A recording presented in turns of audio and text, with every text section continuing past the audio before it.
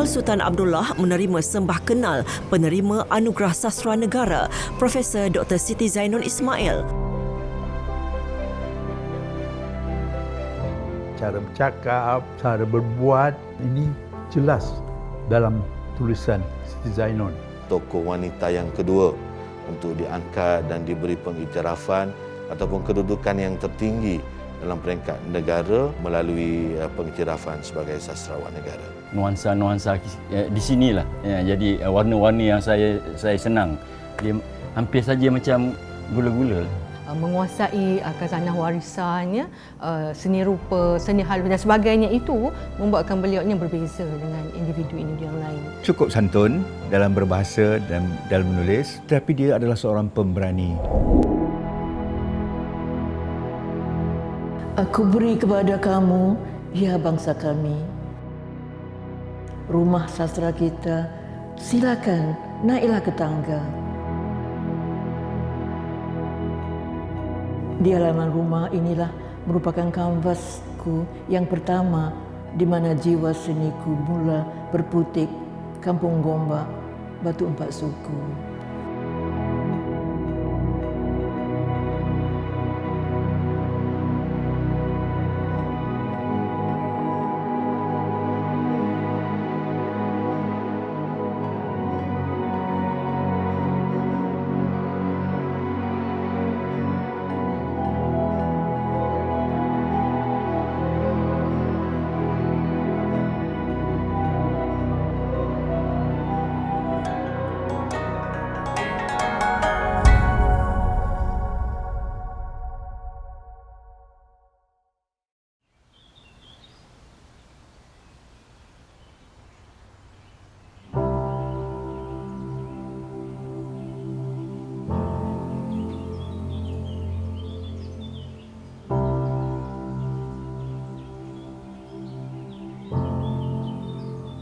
Merupakan anak tunggal kepada pasangan Ismail dan Bainah Haji Husin ini dilahirkan pada 18 hari bulan Disember 1949 di Kampung Paya, Gombak.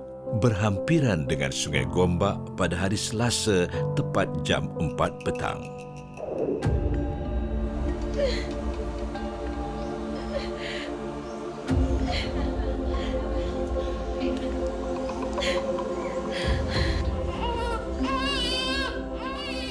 أشهد أن محمد رسول الله حي على الصلاة حي على الفلاح قد قامت الصلاة قد قامت الصلاة الله أكبر لا إله إلا الله.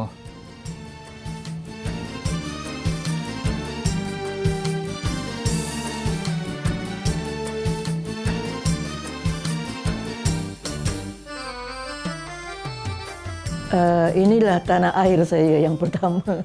Maksudnya saya dilahirkan di kampung ini, iaitu kira-kira 4 suku batu dari Kuala Lumpur. Ya, maksud itu belum ada nama kampung lagi. Maksudnya kampung batu 4 suku Gombak.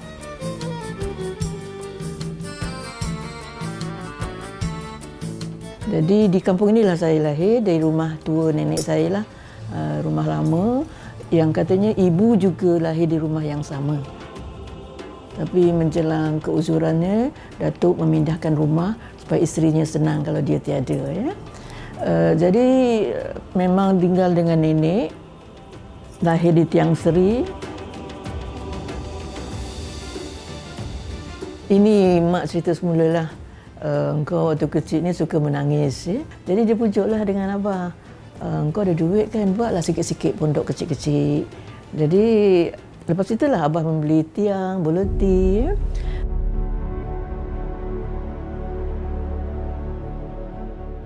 Dan bila nak buat rumah tu, tiba-tiba 2-3 orang kawan datang. Jadi cepatlah siap. Jadi kawan-kawan dari Central Workshop membantu abah membuat rumah itu. Bila siap je rumah tu, diraikan dengan buka kelas mengaji.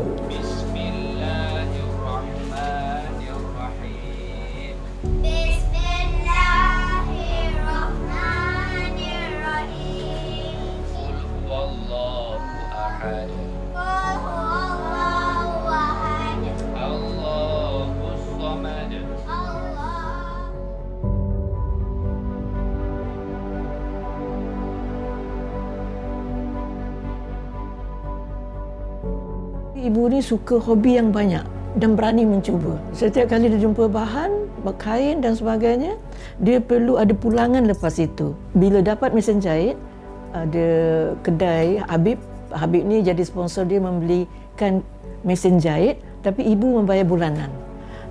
Dia tidak mengharapkan suami. Maksudnya abah ada rezeki yang sederhana sebagai buruh kereta api. Tukang besi di bengkel kereta api. Dia lelaki muda dari lembah, tak sempat menatap mata ayah. Genggam hidup warisan alam, menukul besi, menggelek roda kereta api, wajah merah, permainan, percikan bunga. Mengetuk bersama siul kenari dunia baru, menggiling percaturan nafas tanpa mengenal jalur kesal. Demi upah semangkuk bubur nasi di awal bulan. Semenjak dari kecil lagi, Datuk Dr. Siti Zainon merupakan seorang yang kreatif.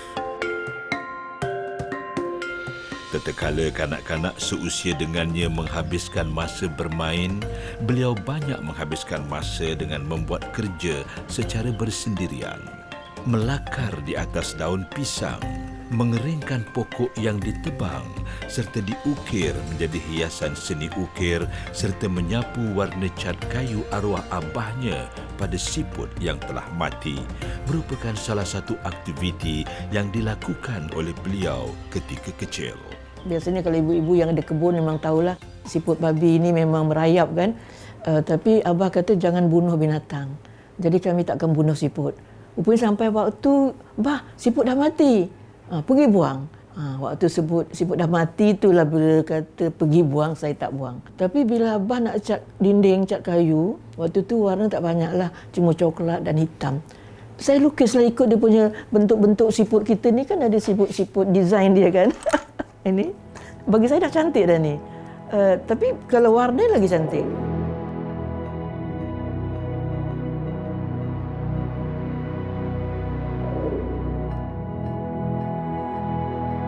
Di dua sekolah inilah beliau mendapat pendidikan awal, iaitu Sekolah Kebangsaan Langgar di Kota Baru, Kelantan dan Sekolah Kebangsaan Setapak di Kuala Lumpur. Sekolah sini Sekolah Kebangsaan Setapak, dekat Masjid Setapak tu ya, sebelah tu. Itu darjah 1. Lepas tu tahun 56 saya mengikuti mak lah. Mak di Kota Baru. Sekolah Kebangsaan Langgar Kota Baru. Jadi di situlah saya dapat menikmati keragaman seni budaya. Sebab pertama dialeknya memang dialek Kelantan dan saya suka. Jadi tak sama dengan dialek Gombak kan. Jadi rasanya ada sesuatu yang baru, yang aneh. Tak sampai 2 tahun dah boleh fasih dialek Kelantan kanak-kanak lah.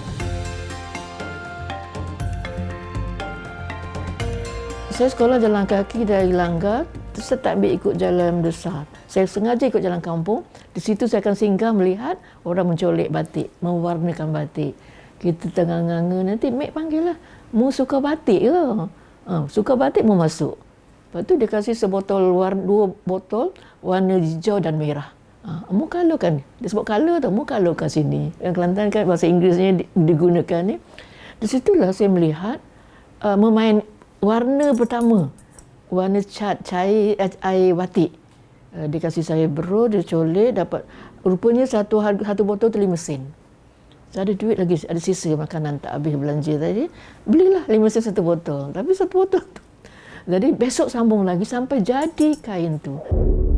Masa beliau bersekolah rendah dulu, beliau suka menulis kaligrafi menggunakan dakwat dan lidi. Ustaz beliau mengajar gaya kufi. Ini semua adalah pencetus awal yang mempengaruhi kerja-kerja seni beliau apabila dewasa. Nanti satu hari, guru pelawak tu datang lewat waktu dekat nak balik sekolah. Tapi dia datang membawa buku tulisan Jawi, Hikayat Hang Tuah yang pertama. Akhirnya kami diwajibkan beli. Itu dah darjah 5. Tapi kami kena kutip sampah dulu. Ini kawan-kawan dah nak balik semua. Jadi waktu tinggal tu berapa orang saja tinggal lagi yang menunggu mak jemput kan. Jadi banyak kawan-kawan tak tahu yang saya belajar membaca dengan orang putih ini sebab dia orang dah balik dulu kan. Jadi anak-anak yang kalau nak balik dulu silakan. Siapa yang ada nak tunggu, saya tunggulah. Di rumah mengaji kan kaligrafi itu. Tapi di sekolah membaca tulisan Jawi. Hikayat Hang Tuah. Itulah teks Hikayat Hang Tuah yang pertama saya belajar baca umur 9,5 tahun.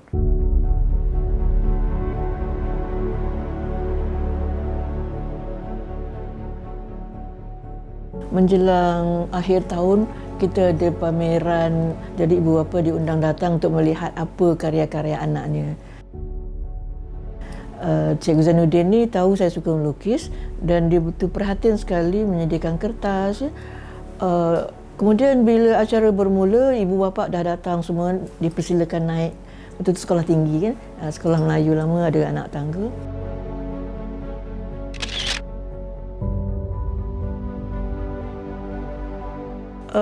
Saya tahu yang ayah saya tak akan datang kerja, mak pun tak datang, mak pun menjahit sibuk. Itulah kesedihan saya waktu itu. Kenapa orang lain ada mak, ada ayah datang, tapi saya tahu ayah saya buruh, tak dapat cuti. Sebab tu hari kerja kan. Dan mak saya percaya rezeki. Ternyata bakat seni lukis beliau tidak terhenti di sekolah rendah. Sebaliknya, ketika berada di sekolah menengah Amiruddin Baki, beliau telah dilatih oleh guru seni lukis Encik Idris Haji Salam dan membawa beliau menyertai Angkatan Pelukis Semenanjung sekitar 1964 dan di situ beliau mengenali pelukis seperti Latif Muhyiddin dan Khalil Ibrahim.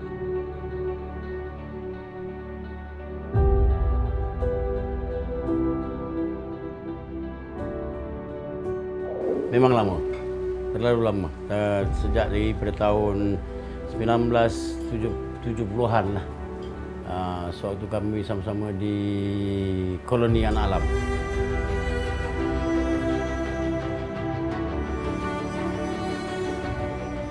Saya mengenali Siti Zainal Ismail melalui karya-karyanya, terutamanya buku sajak pertamanya Nyanyian Malam. Ya. Yang keluar pada tahun 70-an. Kuncinya semua teater lah. Jadi dalam teater tu bukan sekadar lakonan, tetapi salah satu bahan dia adalah sastra. Bila sastra secara langsung, dia akan membantu kita macam mana untuk memperkembangkan budaya hidup kita sebagai seorang yang kononnya terlibat dengan seni lah kan. Di situlah bila kita baca bahan-bahan sastra banyak penulis-penulis, salah seorangnya penulis yang saya kenal, Siti Zainal lah. Tapi waktu mula-mula kenal, pandang dari jauh je sebab kita tidak kenal tak rapat. Kita pun agak gementar pasal dia seorang penulis yang bagus. Jadi entah macam mana satu hari tiba-tiba kita berkenalan, jadi kita pun jadi macam kawan lah, macam kita dengan kita lah. Jadi dia tidak kedekut dengan apa yang dia ada. Dia punya karya-karya dia pun melukis kan. Dia hampir saja lebih terkenal dengan puisi dia dan cerpen-cerpen dia kan. Dan dari puisinya jelas dia adalah seorang yang romantis kan.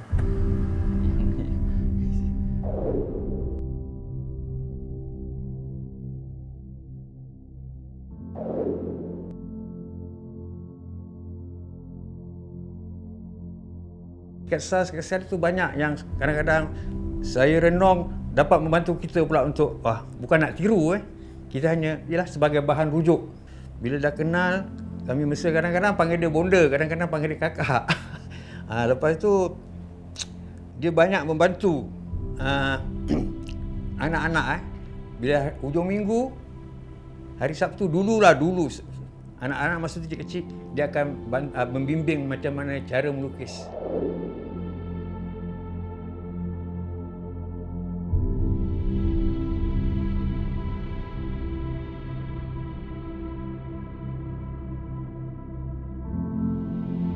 Biasanya benda orangnya santai aja.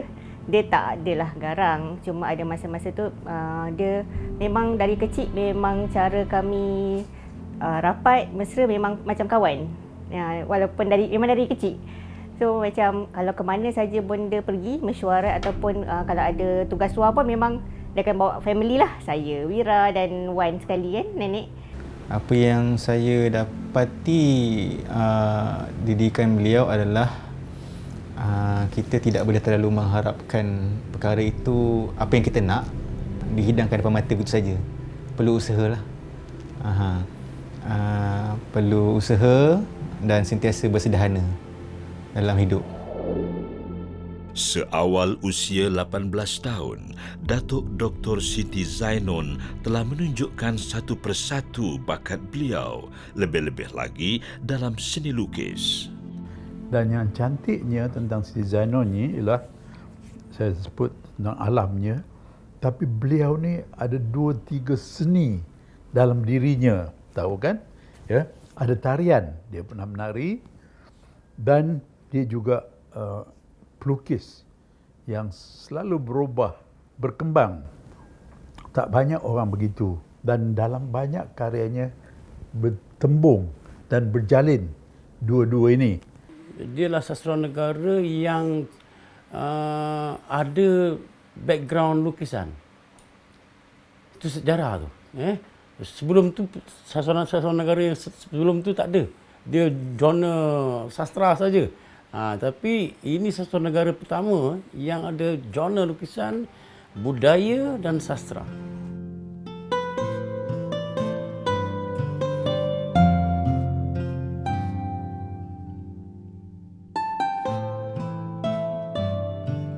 Bukan hanya berbakat dalam bidang lukisan, Datuk Dr. Siti Zainon juga berbakat dalam penulisan.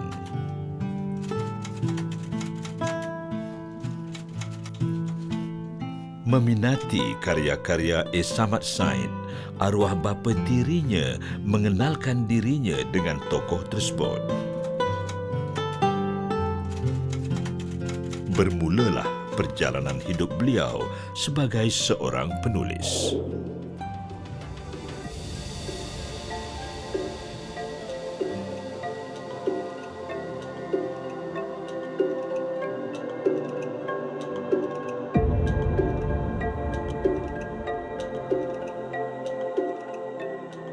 Siti Zainon pada awalnya seorang yang tinggal di kampung.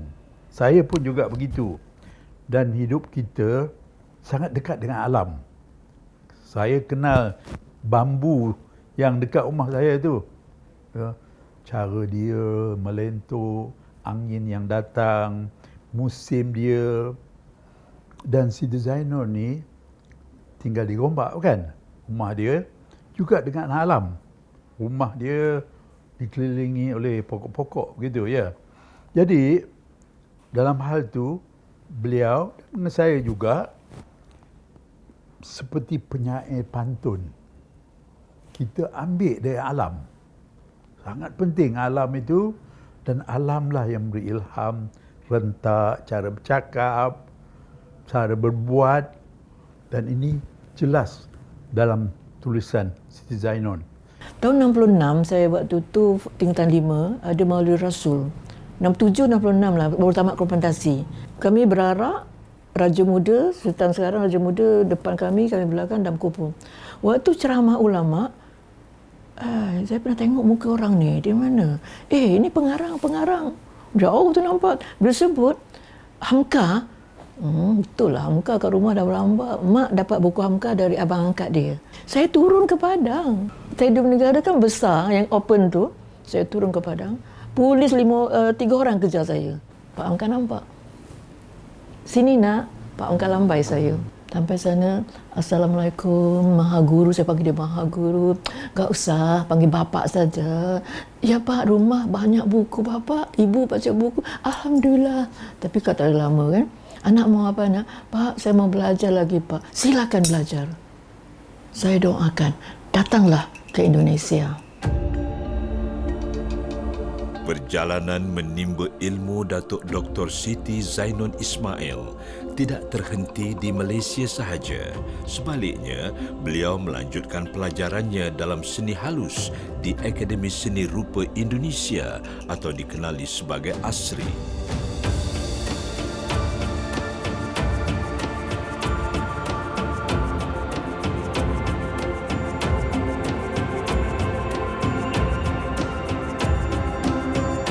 Di sinilah bakat beliau digilap dengan baik sekali hingga beliau berjaya menamatkan pengajian dalam bidang seni. Guru-guru beliau adalah seniman-seniman hebat Indonesia seperti W.S. Rendra, pelukis Afandi, Mokhtar Lubis, Teguh Karya dan ramai lagi. Jadi dia dapat suatu kehidupan seni yang lebih pekat daripada kita di sini. Kalau kita di sini mungkin ada sana sikit, sini sikit, tapi di sana pekat kan, Jawa tu sangat pekat dan ada Rendra yang buat kursus di situ. Jadi pengaruh Rendra itu sangat besar di Indonesia tu. Dia sendiri seorang yang cekal, dia mengembara ke merata negara di dunia ni tanpa jemu. Dari zaman dia muda sehinggalah zaman dia muda plus ni. Ya, dia tak letih dan tak jemu merantau, mengembara, menjelajah dan menyampaikan sudut pandang dia melalui karya-karya dia. Dia dapat hadiah seni yang luar biasa dari Indonesia dan hadiah itu dijalinkan ke dalam puisinya. Image Jawa pun ada, image kita tentu saja ada, dan persahabatan beliau dengan pengarang ni masih berterusan. Ayah saya Ismail dan ayah Wan Cik yang kedua berbincang satu meja, disaksikan oleh Pak Long Raouf. Ya, berbincang macam mana saya tidak dicurigai belajar keluar negara. Jadi Pak Long lah yang meledakan. Pak Long tunjukkan buku Hamka. Si Cik ni tahu saya baca buku dia, ulama dan juga penulis. Itulah anak kamu ingin jadi penulis dan pelukis. Dengan buku Hamka ni lah saksi. Dan saya dah jumpa Hamka tahun 66. Dia pergi ke Indonesia tu pun dah menunjukkan dia tu memang keras hati, sebab dia bukan pergi dengan beasiswa atau apa-apa. Duit dia sendiri, dia usaha sendiri. Jadi orang pun bukan disokong oleh orang apa benda, tapi memang dia sendiri ikut hati dia lah. Dia sendiri yang nak benda tu. Setiap pengkarya masih harus ada kedigilan kan, dan ya, kedigilan, segala sifat fitrah manusia lah masih ada kan, dia yang terlebih. Jadi dia pergi ke Georgia tu mungkin determination kan, dia ada tujuan, dia tahu apa dia hendak kan.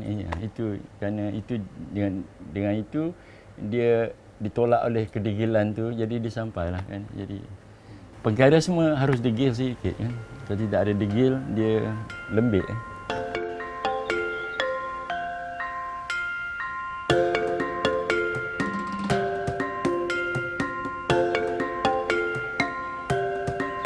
Jika zaman kanak-kanak dan remaja, bakat beliau telah digilap sehingga bersinar di Malaysia dan Indonesia. Semestinya, zaman dewasa banyak kisah-kisah yang lebih menarik serta cabaran yang beliau perlu hadapi sehingga bergelar Sastrawan Negara yang ke-14.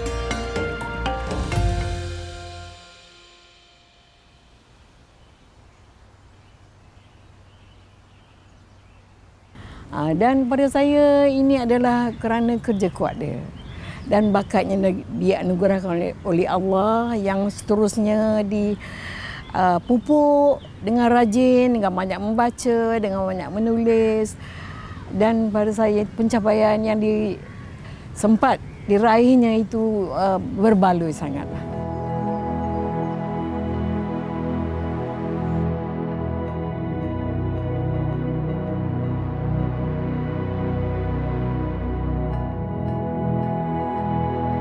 Teori sastra surah Asy-Syu'ara melaksanakan apa yang ditulis. Kebanyakan sastrawan kita, penulis kita di Malaysia sekarang ni cakap lain, tulis lain. Jadi saya bila diminta memilih sastrawan negara itu kriteria saya yang pertama lah. Sastrawan itu harus mengutarakan apa yang dikata dalam tulisan-tulisan dia, dan itu yang saya lihat kekuatan Siti Zainon dibandingkan dengan orang lain. Dan dia antara orang yang penulis yang terlibat dalam memperjuangkan supaya kampung itu dipertahankan. Jemput ke pentas sekarang ini sastrawan negara Profesor Dr. Siti Zainon Ismail. Kita dengarkan daripada Siti Zainon Ismail. Banjir 3 hari dan saya berada di Jogja.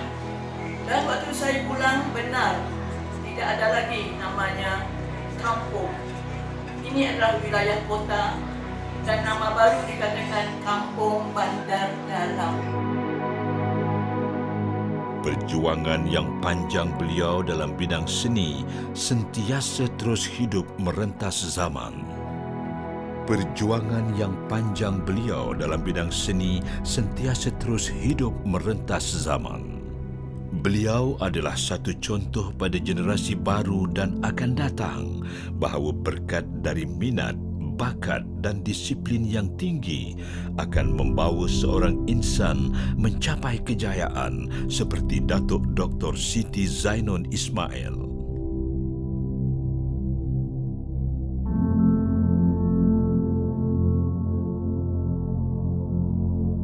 Aku ingat pesan arwah ibu, hidup merantau perlu bijak, bawa diri dan jangan harap belas orang. Itulah yang ku lakukan ketika merantau di negeri orang.